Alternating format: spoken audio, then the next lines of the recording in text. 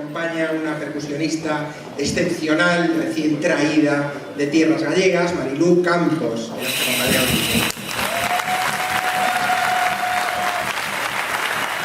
a continuación, una de las piezas tradicionales por excelencia, una muñeira, la muñeira de Rubiás para todos ustedes.